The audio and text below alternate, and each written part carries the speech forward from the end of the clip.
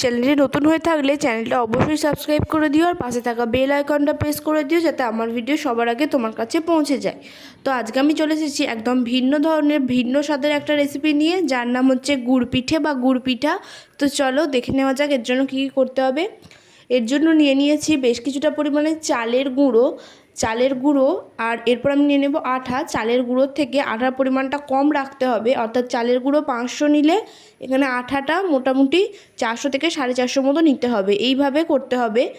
দিয়ে দিলাম 5 ফোড়ন, দিয়ে দিলাম নুন কিছুটা পরিমাণে, আর যেহেতু গুড় পিঠে তাই গুড়টা কিন্তু অনেকটা পরিমাণেই লাগবে।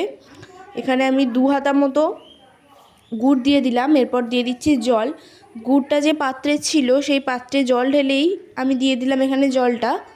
এবার খুব ভালোভাবে আমি মেখে নেব। মিশ্রণটা খুব ভালোভাবে তৈরি করতে হবে, আর ব্যাটারটাও আমি তোমাদের দেখাবো ঠিক কতটা মোটা হবে।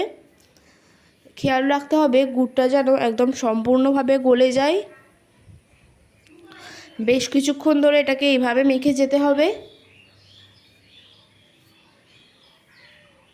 দেখতে হবে আটা চালের গুঁড়ো সব যেন একবারে মিশে যায় এটার সাথে।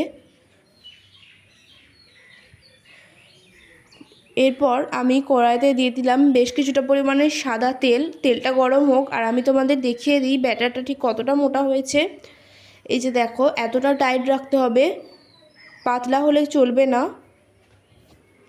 এরপর তেলটা গরম হয়ে গেলে তেলটা একদম খুব ভালোভাবে গরম হতে দিতে হবে। তেলটা খুব ভালোভাবে গরম হয়ে গেলে আমি এখানে হাতার সাহায্যে এভাবে দিয়ে দিচ্ছি পিঠে তৈরি হওয়ার জন্য। এরপর তেলটাকে এইভাবে দিয়ে দিতে হবে ওপর থেকে, যাতে একদম ডুবে থাকে আর পুরো ওপর নিচ দুটো দিকই তেলটা পায়। কিছুক্ষণ পর এইভাবে ফুলে উঠবে যখন, তখনই তোমরা বুঝতে পারবে যে হ্যাঁ এটা একদম পারফেক্টভাবে তৈরি হচ্ছে। উল্টে দিলাম আমি যাতে অপর পিঠটাও হতে পারে। এটা বেশ কিছুক্ষণ তেলে রাখতে হবে যাতে দুটো পিঠই একদম সমানভাবে তৈরি হয়ে যায়। আর দেখতে হবে ভেতরটা যেন একদমই কাঁচা না থাকে। এই যে আমি এভাবে ঝাঁঝরির সাহায্যে তুলে নিলাম তেলটা ছেঁকে। একইভাবে আমি আর একটা করে দেখাচ্ছি। এটা একটু পাতলা করব, ওটা একটু মোটা করেছিলাম, তাই ব্যাটারটা আমি অল্প পরিমাণে দিলাম, 1 হাতা দিইনি। তো এই যে দেখো কিছুক্ষণ পর এটা ফুলে উঠেছে। যেহেতু পাতলা তাই অনেক তাড়াতাড়ি ফুলে উঠেছে। এইভাবে উল্টে দেব।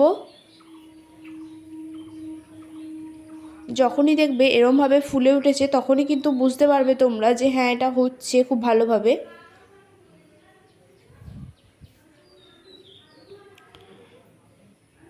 এরপর এটা হয়ে গেলে যখন লাল হয়ে আসবে তখন আমি এটাকে তুলে নেব। ঠিক একইভাবে আমি বেশ কয়েকটা গুড় পিঠে তৈরি করে নিয়েছি দেখো। তো এই ছিল আজকের রেসিপি, খুব অল্প সময়ের মধ্যে তৈরি করে দেখালাম। বাড়িতে একবার অবশ্যই ট্রাই করে দেখো, আশা করছি ভালো লাগবে। আর ভিডিওটা ভালো লাগলে লাইক করতে যেন একদমই ভুলো না।